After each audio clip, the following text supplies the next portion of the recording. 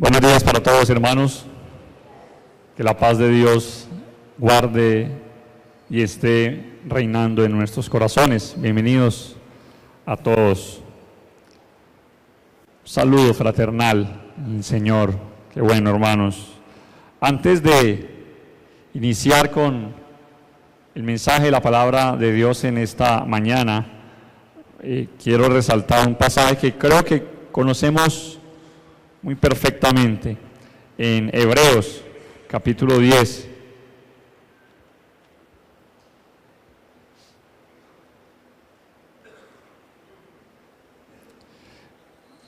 El versículo 23 al 25 dice la Escritura: mantengámonos firmes, sin fluctuar, la profesión de nuestra esperanza, porque fiel es el que prometió. Y considerémonos unos a otros para estimularnos al amor y a las buenas obras, no dejando de congregarnos, como algunos tienen por costumbre, sino exhortándonos, y tanto más cuanto veis que aquel día se acerca. Qué bueno que nosotros, hermanos, como iglesia, tengamos presente que Dios nos estimula. Dios nos quiere motivar a que nos estimulemos unos a otros, y a través del congregarnos es una forma también de estímulo unos para con otros. Y la última frase del versículo 25 dice: y tanto más cuanto veis que aquel día se acerca.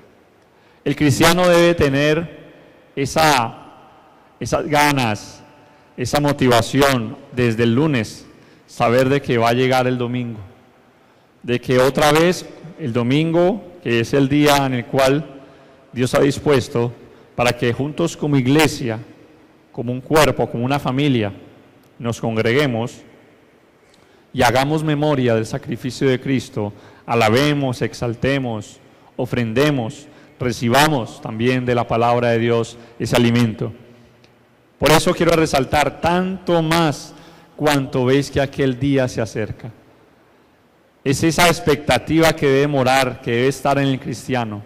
Es ese deseo interno de, bueno, qué gratificante, qué maravilloso, qué placentero es que llegue ese día, ¿sí? Y no que bueno, que llegue ese día y ya, bueno, por cumplir, no, como decía el hermano ahora, sino porque queremos que llegue ese día.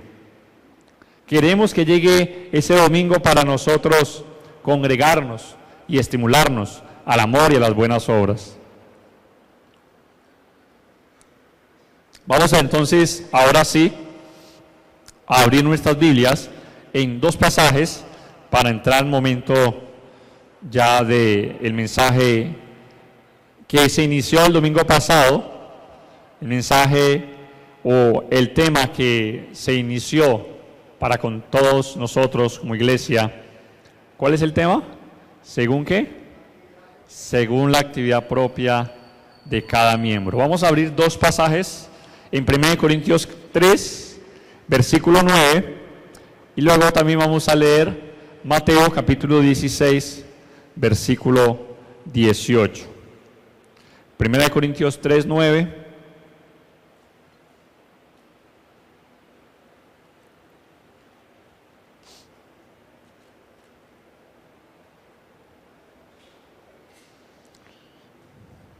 Y dice el Espíritu Santo inspirando al apóstol,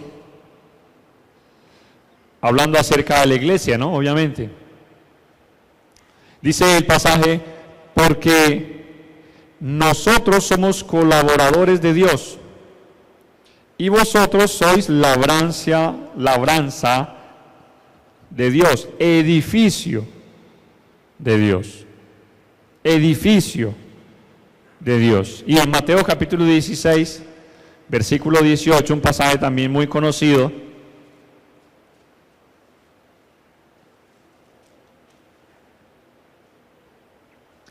dice el Señor: y yo también te digo que tú eres Pedro, y sobre esta roca edificaré mi iglesia, y las puertas del Hades no prevalecerán contra ella. Vamos a orar, hermanos. Cuando preparaba el tema, pensaba en cuántos edificios hay en nuestra ciudad y cuántos de ellos también en todo el mundo los hemos visto por televisión o por internet, en revistas, etcétera, por los diferentes medios. ¿Cuántos de ellos nos atraen su terminado, su acabado? Por lo menos este edificio donde se reúne la iglesia, cuán importante es que a la luz de otros se vea agradable, ¿no?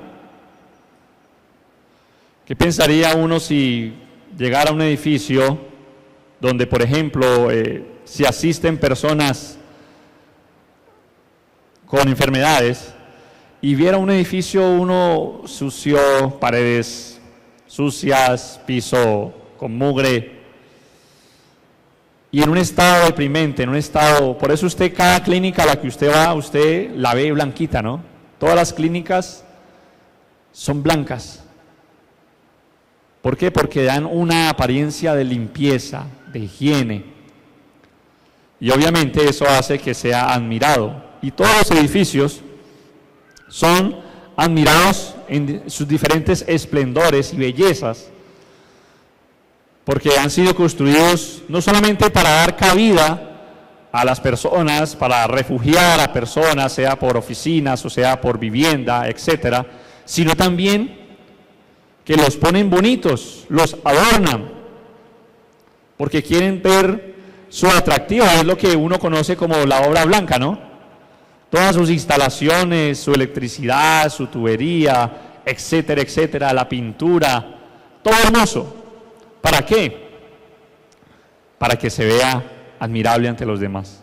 Bueno, en la iglesia, hermanos, es un edificio, pero no es un edificio material. La iglesia no es este salón. No decimos vamos a ir a la iglesia o no decimos qué bonita que está la iglesia y miramos las paredes, porque la iglesia no son paredes, no son ladrillos físicos, sino que la iglesia es las personas. Ya sabemos y creo que eso es básico entenderlo. Bueno, cuando Jesús habla aquí en Mateo 16 de que Él iba a edificar su iglesia, es interesante que la primera vez que Jesús habla, y es la primera vez que se nombra la palabra iglesia en el Nuevo Testamento, lo hace en una ciudad llamada Cesarea de Filipo. Según el versículo 13, Él llegó a esa región, Cesarea de Filipo, y algunos dicen que, algunos historiadores, que esta ciudad se caracterizaba por su belleza. Tenía numerosos y gran variedad de árboles, viñedos, arbustos floridos. Y dicen los historiadores que era uno de los lugares más hermosos de toda la región de Israel, de toda esa región, de Siria, de Judea, de Galilea, aunque estaba por fuera de Galilea. Bueno, hermanos, es interesante que Jesús dice aquí esta palabra, porque Él iba a edificar, y lo habla con toda la firmeza, y dice, yo edificaré mi iglesia. Mi iglesia, es decir, que primeramente estamos viendo de que Jesús dice que Él, que es de Él, yo edificaré mi iglesia. Y habla de mi iglesia, una propiedad que no tenemos ninguno nosotros participación, no somos dueños de ella. Jesús sí. Eso quiere decir, hermanos, que yo no puedo intervenir en el diseño de la iglesia. Yo no puedo creerme más inteligente que Dios diciendo de que la iglesia debería hacer esto o aquello. Yo simplemente llego a ella o soy añadido a ella. Dios me añadió a ella. Por eso la Biblia enseña en Salmo 127:1, si Jehová no edificare la casa, en vano trabajan ¿qué? Los que la edifican. Si Jehová no guarda la ciudad, en vano verá la guardia. Los ejemplos, hermanos, del diseño de las cosas que están en el Antiguo Testamento son muy notorios en cuanto a las especificaciones y en cuanto a los mandamientos que Dios dio, en cuanto al diseño y los planos que Él dejó para la construcción de ciertas cosas. Por ejemplo, Dios habló a Noé sobre la construcción de un arca, ¿no? ¿Recuerdan ustedes la historia por ahí en Génesis? Y Dios le dijo a Noé, debes construir un arca. Pero no lo dejó a tientas o a la imaginación de Noé para que construyera el arca, sino que le dio ¿qué? Unas especificaciones. Y le dijo de tanta altura, de tanta anchura, de esta madera, de tantas ventanas, etcétera, etcétera. Porque Dios es un Dios específico. Lo mismo pasó en el tabernáculo. Moisés debía de erigir, de levantar un tabernáculo que era el sitio donde se iba a realizar. Este tabernáculo era una parte muy importante de la nación de Israel porque era algo ambulante, pero ellos debían de conservar ese tabernáculo como un edificio, por decirlo así, como una casa en la cual debía de tener unas especificaciones, y eso lo encontramos por allá en Éxodo capítulo 26, cómo debían ser los utensilios, las cortinas y todo lo demás. Cuando Dios permitió que David fuera rey, él decidió en su corazón construir un templo para el Señor, ¿no? Construir una casa al Señor.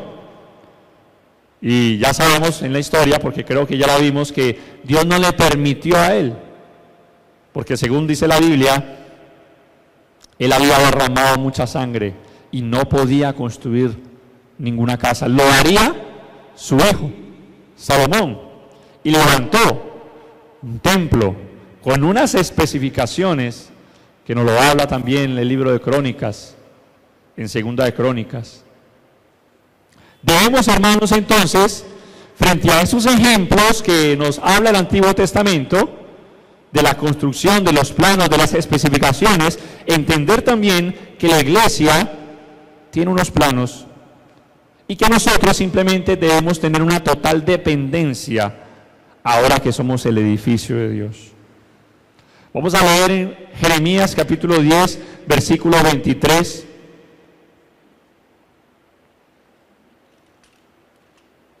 Jeremías capítulo 10, versículo 23. Dice el pasaje: conozco, oh Jehová, que el hombre no es señor de su camino, ni del hombre que camina es el ordenar sus pasos. ¿Sabe lo que dice? No es señor, el hombre no es señor de su camino, ni del hombre que camina es el ordenar sus pasos. Hermanos, Dios nos ha añadido a su iglesia. Dios nos ha puesto en el camino del reino, de su iglesia, no para que hagamos nuestra propia voluntad, sino para que hagamos la voluntad de Él. Porque la Biblia en muchos pasajes, ya lo hemos estudiado, lo estamos estudiando en miércoles en la carta a Colosenses, Cristo es soberano, es cabeza, es rey, es el que tiene la autoridad para nosotros como iglesia. Debemos, hermanos, entender que Dios es más sabio que todos nosotros, que no podemos aconsejar a Dios, Que no podemos decirle a Él, me parece que puedo hacer esto, me parece que debe hacer esto, me parece que la iglesia debe hacer esto. Por eso Romanos capítulo 9, versículo 20 dice, ¿quiénes somos nosotros para que alterquemos con Dios? Dirá el vaso de barro al que lo formó, ¿por qué me hiciste así? Y en Romanos capítulo 11, versículo 33 y 34, Dios nos dice algo también. Romanos 11, 33 y 34.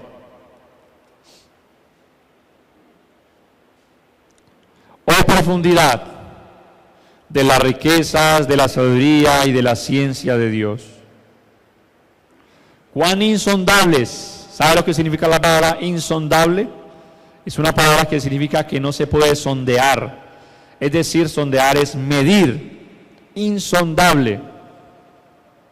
Y la palabra también dice allí, son sus juicios, dice, e inescrutables. ¿Sabe lo que significa la palabra inescrutable?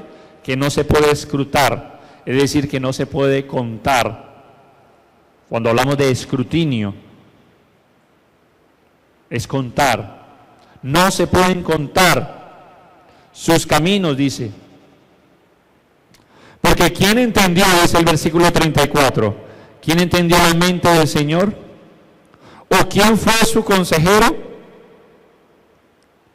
¿O quién le haría al primero para que le fuese recompensado?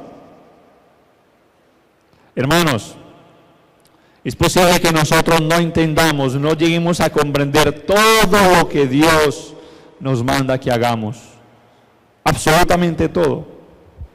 Es probable que en algunos puntos prácticos no tengamos inclusive los mismos enfoques.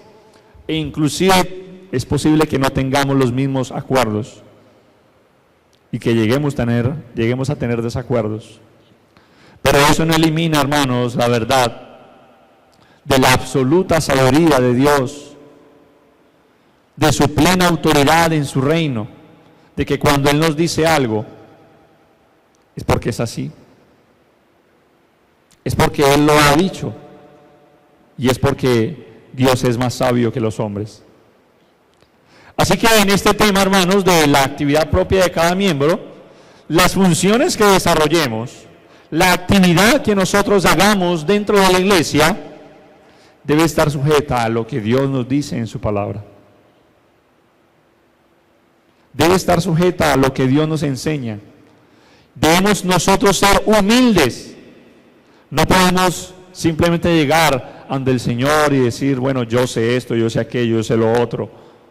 Sino que debemos ser humildes y sencillos a reconocer de que todo lo que nosotros pudiéramos hacer a Dios y ofrecerle a Él es por medio del poder de Él. Es por medio de la sabiduría de Él. Es por medio de lo que Él nos ha dado a nosotros. Por eso la Biblia siempre nos está insistiendo de que seamos llenos del Espíritu Santo. De que debemos estar llenos de la sabiduría de Dios, de buen testimonio. Porque por más obras que nosotros hagamos, y eso lo dice Isaías, ¿no? Por más buenas obras, por más buenas actividades que nosotros nos involucremos en el reino de Dios, tengamos en la iglesia, siempre cualquier obra que hagamos, dice Isaías 64, versículo 6, que aún nuestras obras, que nuestras justicias son como ¿qué? Como trapos de inmundicia delante de Dios. Son como trapos de inmundicia. Y por allá el Señor nos dice en uno de los evangelios que cuando nosotros hagamos lo que Dios nos ha mandado a que hagamos, digamos que somos siervos inútiles, porque lo que nos pidieron hacer, eso hicimos. Siervos inútiles. O sea que puedo decir yo, hablando Juan Carlos, que yo no alcanzo ni siquiera a ser siervo inútil, porque tal vez no alcanzo a hacer todo lo que Dios me pide que haga, ni siquiera soy siervo inútil. Pero importante la verdad, hermanos, y entender que cuando queremos hacer algo para el Señor y queremos poner al servicio de Dios algo al servicio de Dios, perdón, debemos entender que como iglesia, como edificio, cada parte del edificio es importante, es vital. Y ninguna de las partes del edificio de Dios, que es su iglesia, es menospreciable. Por eso, hermanos, la importancia del involucramiento de parte de todos. De todos como miembros de la iglesia. Algunos creen que la iglesia es como un partido de fútbol. Hay unos jugadores, hay unos que están en la banca y hay un público que está viendo. ¿Creemos que la iglesia es eso? ¿Un partido de fútbol? Donde hay 11 que están jugando, o 22 más bien. Otros que están siendo o están esperando a que sean relevados o que les anuncien el relevo, los que están en la banca. Y otros que simplemente están viendo y disfrutando del partido. Pero la iglesia no es eso, es un error pensar esto. Todos nosotros somos jugadores y todos tenemos un mismo técnico, que es Jesús. Él es nuestro técnico, Él es nuestro director, porque la iglesia es un cuerpo y nosotros somos el cuerpo de Cristo. Cada uno de nosotros somos piedras vivas, dice Primera de Pedro. Somos cada uno un ladrillito que está allí pegado. Por lo tanto, hermanos, todos debemos tener las mismas características en cuanto a lo que tiene que ver, por ejemplo, con la santidad. Todos debemos ser santos. La santidad no se excluye para los que sirven. No, yo soy santo, yo no soy santo, no me comporto también en la iglesia porque pues al fin y al cabo yo no estoy sirviendo. No, hermanos, todos debemos ser santos. Todos debemos procurar una vida agradable ante Él. Todos debemos buscar la pureza espiritual que por el Espíritu Santo se nos da y que el Señor mismo hace esa labor cuando nosotros nos disponemos. Todos nosotros debemos tener un mismo fervor espiritual, un mismo ánimo, y todos nosotros debemos buscar tener el carácter de Cristo. No es inclusivo para los que están sirviendo solamente. No, ellos son los que tienen que tener más paciencia, ellos son los que tienen que tener más amor, más gozo. No, todos, hermanos, todos debemos buscar eso, esa santidad, ese carácter de Cristo en nuestra vida, porque somos miembros del cuerpo. ¿De qué se trata entonces todo? ¿De qué se trata todo esto, hermanos? No se trata de que simplemente tengamos ciertas actividades en las cuales mantengamos a los miembros ocupados, simplemente con un oficio, solo porque, o para que se sientan útiles y ya, y para que no haya ocio. No se trata simplemente de llenar la agenda de actividades, sino que Dios pone a los miembros de la iglesia como Él quiere, de la manera que Él quiere, para la edificación de la iglesia, como un edificio. Por eso la iglesia es un edificio que no tiene techo, que tiene que seguir ¿qué? Creciendo y creciendo, hasta volverse un rascacielos. La iglesia, hermanos, es un edificio y Jesús la edificó. En Efesios capítulo 3, versículo 20 y 21,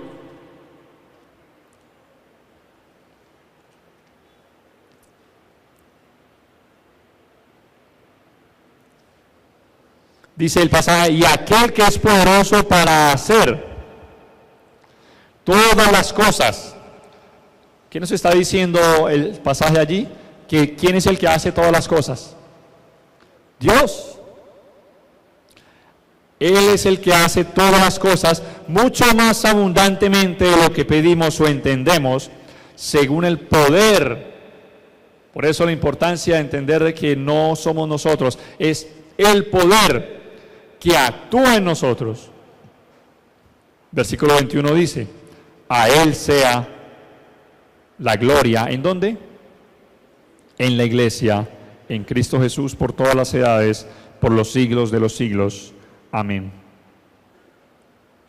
Todo lo que Dios pone y los miembros como Él los pone y de la manera que Él los pone, todo lo que Él quiere es que Él sea glorificado. Que le demos la gloria a Dios. Porque todo lo que hacemos para Dios es para la gloria de Él. A veces pensamos que dar gloria a Dios es simplemente pronunciar las palabras, gloria a Dios. Pero hermanos, aquello que hacemos, nuestros actos, nuestra vida, nuestra conducta, todo cuanto hacemos como miembros de la iglesia, aquí reunidos y en todas partes donde quiera que estemos, es una demostración de qué tanto le damos nosotros la gloria a Dios, la gloria a Él.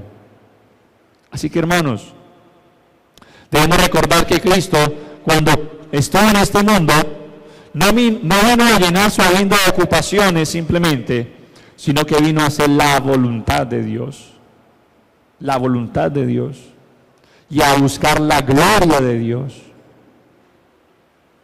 Aquello que hagamos para el Señor, lo debemos hacer buscando glorificar al Señor. Vamos a leer en Juan capítulo 6, versículo 38.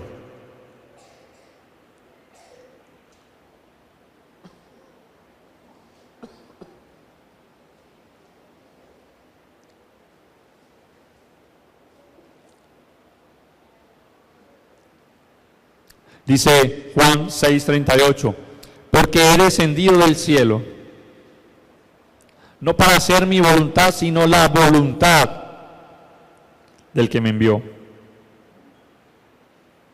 Y en Juan capítulo 8, versículo 50,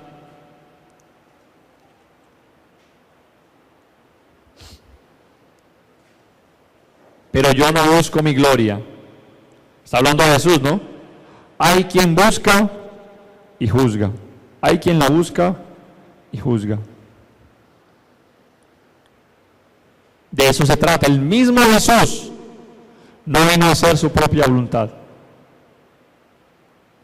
Yo no voy a decidir, hermanos, simplemente por decidir.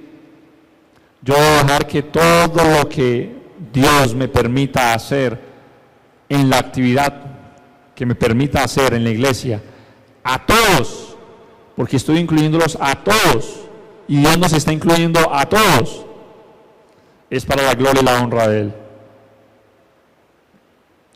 Porque somos piedras vivas y estamos unidos con el mejor cemento que está unido cualquier ladrillo entre ladrillos. ¿Usted ha visto alguna vez un edificio que esté construido con ladrillos y que no le echen cemento? ¿Usted ha visto alguno? ¿Cierto que no los hay? Tienen que pegarlos. Tienen que pegar los ladrillos. ¿Cuál es ese cemento? ¿Cuál es ese vínculo? En Colosenses capítulo 3, versículo 14.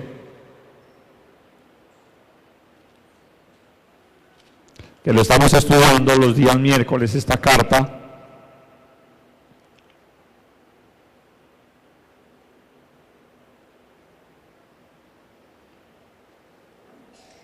En Colosenses 3:14 dice, y sobre todas estas cosas, vestidos de ¿qué? De amor, que es el vínculo perfecto. La palabra vínculo es una palabra que está diciendo que algo se pega de otra cosa. Una cosa se pega de otra, es un vínculo. Tenemos diferentes vínculos, ¿no? El vínculo laboral, el vínculo con nuestro cónyuge, el vínculo de padres e hijos, el vínculo de hermanos, el vínculo de hermandad. Y todo eso va en una base principal, que es, ¿qué? El amor. El amor, hermanos, es ese cemento que como nosotros, piedras vivas, cada uno como ese ladrillo, que somos edificados juntamente, debemos cada día llenarnos del amor de Dios. ¿Por qué el amor? Porque la Biblia habla de que el amor es el nuevo mandamiento. Porque la Biblia habla de que sin amor no se hace nada. Que si yo hiciese todas las cosas, 1 Corintios 13 lo dice, ¿no? Si entregase mi cuerpo para ser quemado, si repartiese todos mis bienes y no tengo amor, ¿qué? Nada soy. Por eso el hermano lo tocaba ahora en la reflexión de la ofrenda.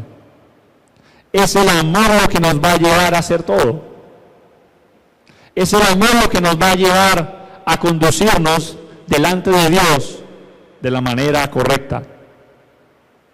No son las especificaciones legales, no son la letra que nos amarra o nos esclaviza. Es el amor lo que nos debe llevar a obedecer y a agradar a Dios. Por eso Jesús dijo y resumió, ¿no? Le preguntaron en cierta ocasión a Jesús, ¿cuál es el gran mandamiento? Y Jesús dijo, amarás al Señor tu Dios con todo tu corazón, toda tu alma, toda tu mente y todas tus fuerzas. Y dice que el segundo es semejante al primero, ¿cierto? El segundo es semejante al primero, y amarás a tu prójimo como a ti mismo. Así que, hermanos, en la cuestión de la labor, de la actividad propia de cada miembro, debe primar el amor. No el sentido del deber, no el sentido del cumplimiento. Venimos al culto por cumplir, cenamos por cumplir, cantamos por cumplir, ofrendamos por cumplir. No, gracias a Dios, todos aquí no hacemos nada de eso. Todo lo que hacemos lo hacemos por amor. Porque trasciende el amor, porque un amor, hermanos, que sencillamente no obra con amor, valga la redundancia, ha perdido fuerza, ha perdido sentido y no tiene razón de ser.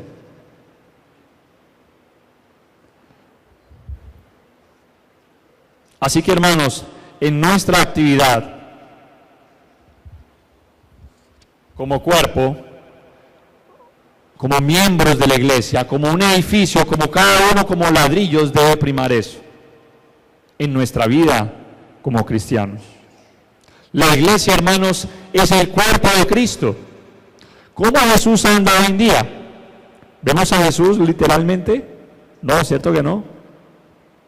Porque Él vino a este mundo, estuvo por alrededor de 33 años en esta tierra, murió, resucitó, y dice la Biblia que ascendió a los cielos como un cuerpo glorioso. Ya no está aquí presente de forma literal, material, pero sí está presente a través de su cuerpo. ¿Cuál es el cuerpo de Cristo? ¿Cómo camina Cristo? ¿Quién es el cuerpo de Cristo? La iglesia. Lo que mostramos al mundo, lo mostramos como si fuera Cristo. Lo que mostremos entre nosotros como hermanos, lo mostramos mostrando a Cristo. Tú y yo reflejamos a Cristo, por eso esa alabanza, ¿no? La de Dios está aquí. Dios está aquí, tan cierto como el aire que respiro. Lo puedo sentir en el hermano que está a mi lado. Cristo está allí, en cada uno de nosotros. Porque Cristo mora en nosotros. En 2 Corintios capítulo 6, versículo 16.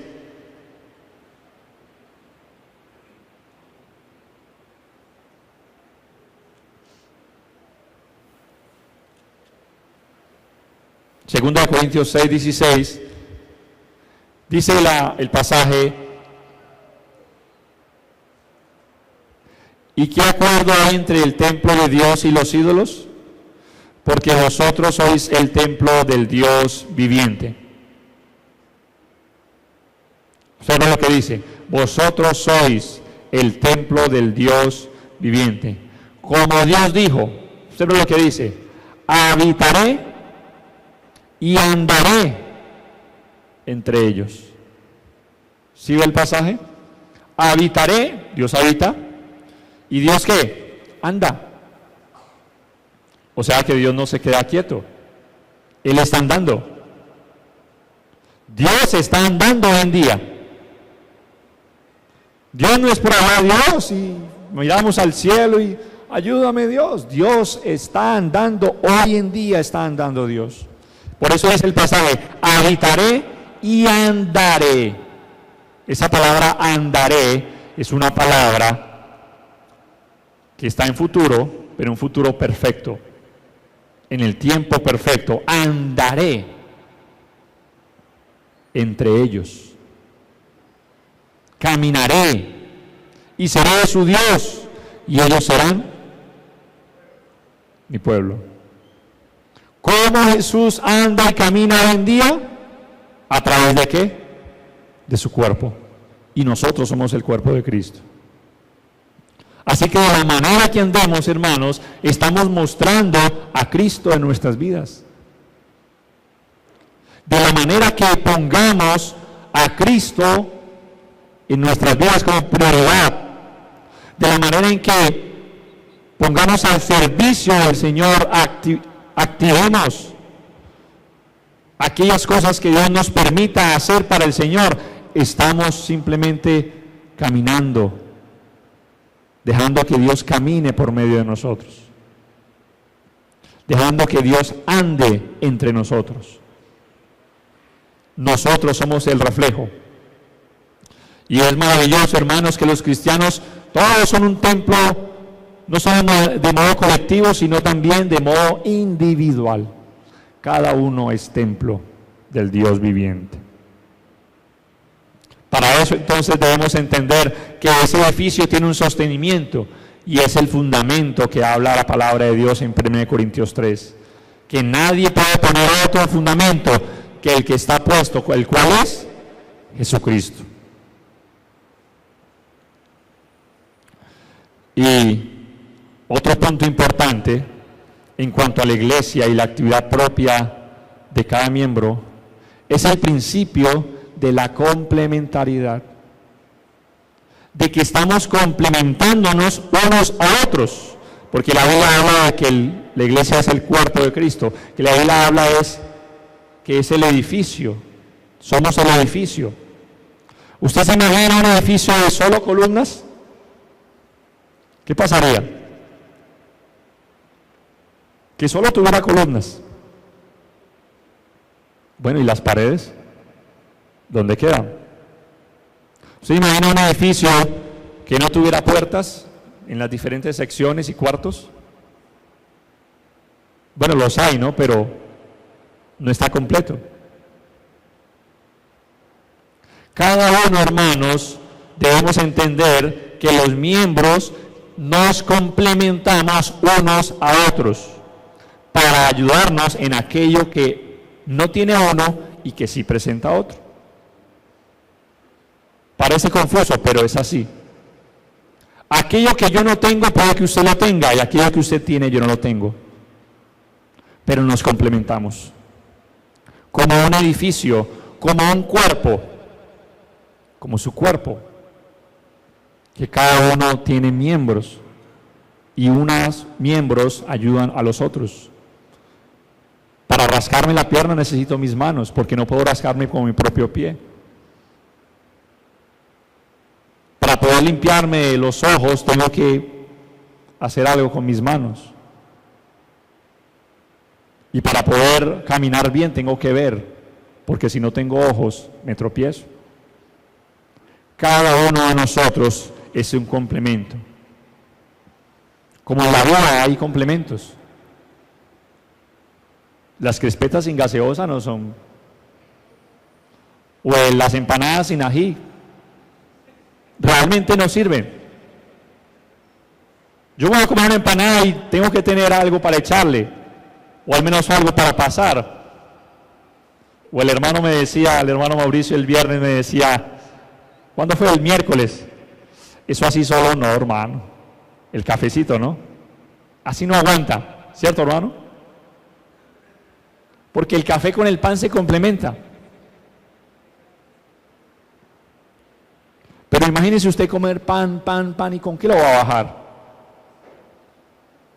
A no ser que esté de pronto haciendo algún remedio y necesite de pronto comer pan sin tomar líquido.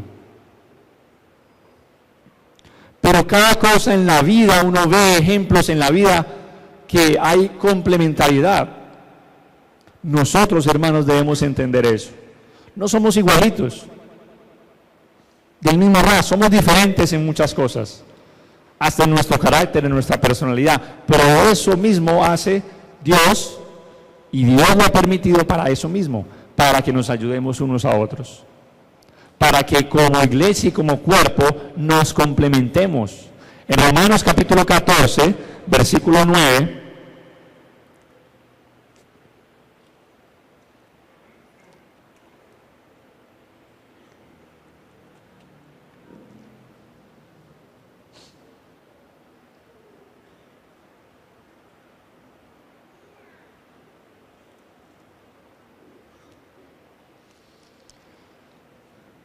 perdón, es capítulo 14, versículo 19.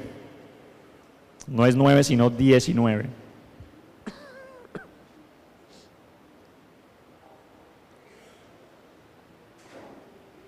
Miren lo que dice el pasaje. Así que sigamos lo que contribuye. Le está hablando a la iglesia, ¿no?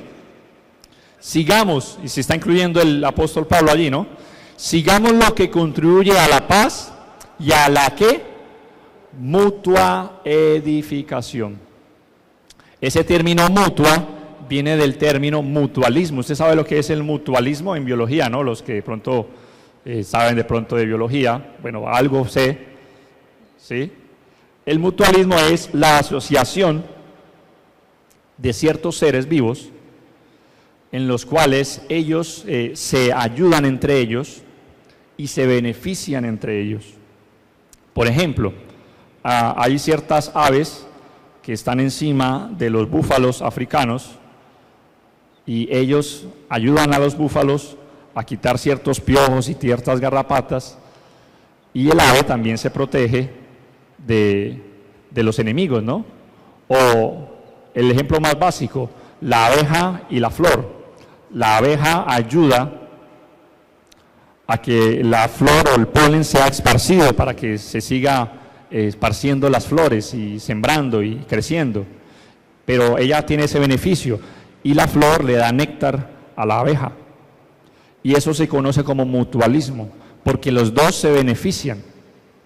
Y miren que la palabra aquí está diciendo, así que sigamos lo que contribuye a la paz y a la mutua edificación. Nos edificamos, hermanos, unos a otros, y al final terminamos siendo beneficiados unos a otros. ¿No lo creen? Nos ayudamos, porque en la iglesia existen diferentes tipos de miembros. En la iglesia hay débiles, hay fuertes. Eso dice Romanos capítulo 15, versículo 1, allí mismo en Romanos. Así que los que somos fuertes debemos soportar las flaquezas de los débiles y no agradarnos a nosotros mismos. En la iglesia vamos a encontrar diferentes tipos de cristianos, débiles y fuertes. Pero para eso debemos obrar en la actividad propia como miembros, para complementarnos unos a otros, para ayudarnos unos a otros. Hay niños y hay hombres. Vamos a leer 1 Corintios 13, versículo 11.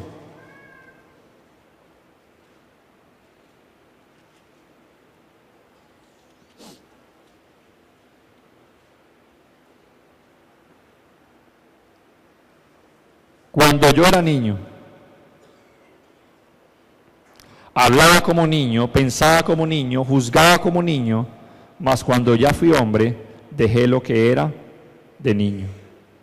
En la iglesia hay niños, y también en 1 Corintios, al principio de los capítulos de la primera carta,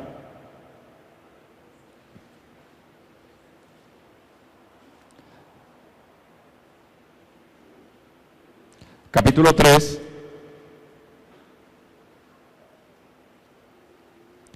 dice,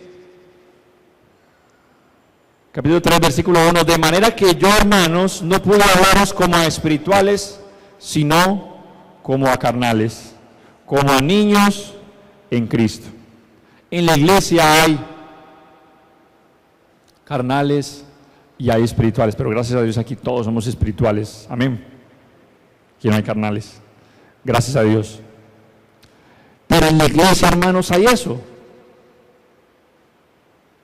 Hay niños, hay hombres, hay carnales, hay espirituales, hay sabios, hay necios. Efesios 5, versículo 15. Y vamos terminando, hermanos. Efesios 5, versículo 15. Mirad pues con diligencia cómo andéis, no como necios, sino como sabios. ¿Habían necios en la ciudad de Éfeso, en la iglesia en Éfeso? Claro. Hay de todo, hermanos, hay de todo. Hay diligentes y hay ociosos. En Tesalonicenses, primera de Tesalonicenses, capítulo 5, versículo 14.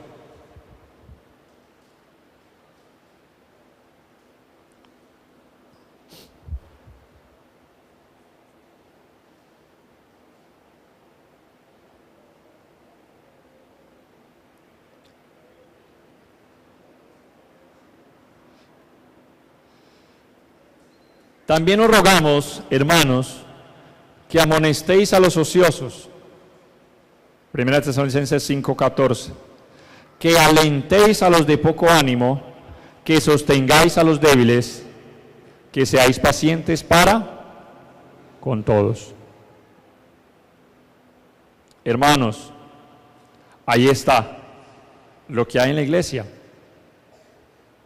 Sabios, necios, débiles, fuertes, carnales, espirituales, ociosos y diligentes, los de poco ánimo, los de mucho ánimo.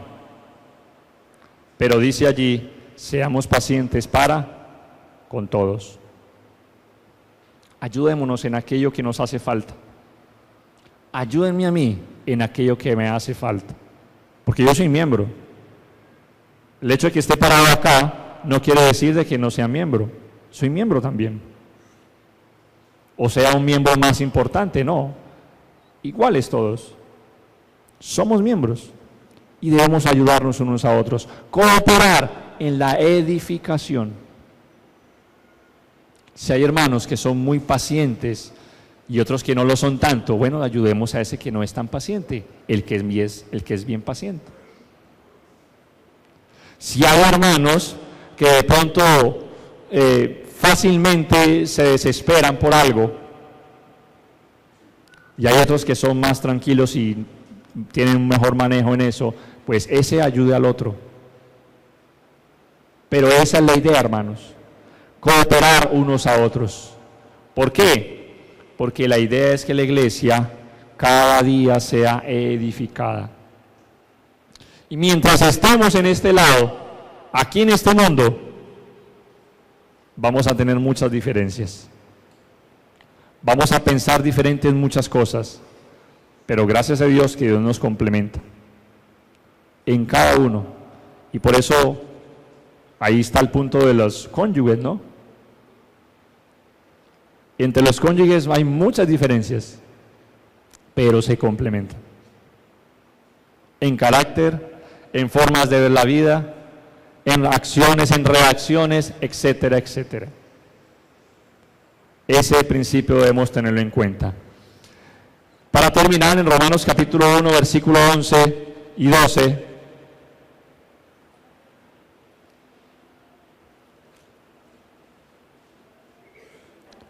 dice el Espíritu Santo inspirando al apóstol: porque deseo veros para comunicaros algún don espiritual, a fin de que seáis confirmados. Esto es, para ser, otra de la palabra mutuamente, ¿no? Mutuamente conformados por la fe que nos es común a vosotros y a mí. Ayudémonos, hermanos. No pretendamos que el otro sea igual a mí, porque es que no es así. Nos complementamos, como la Biblia, como las enseñanzas de la Biblia. En muchos pasajes puede que no nos aclaren algunas cosas en cierto libro, pero otro la aclara más. Porque la Biblia es así, se complementa también. Por eso dice la palabra de Dios: la suma de tu palabra es verdad.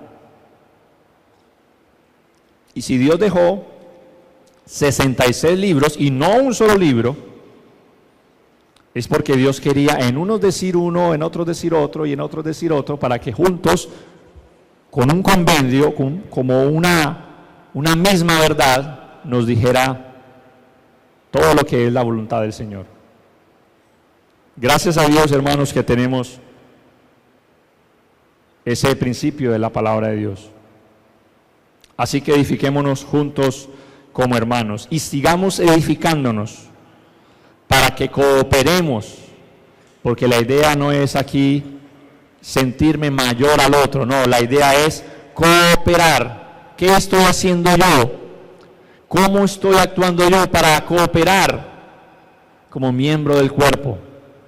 Cada uno de nosotros en nuestras diferentes labores, unos de una manera, otros de otra, pero al final, lo que siempre hemos dicho y lo que acabamos de decir, la gloria es para Dios. Amén. Dios les bendiga, hermanos.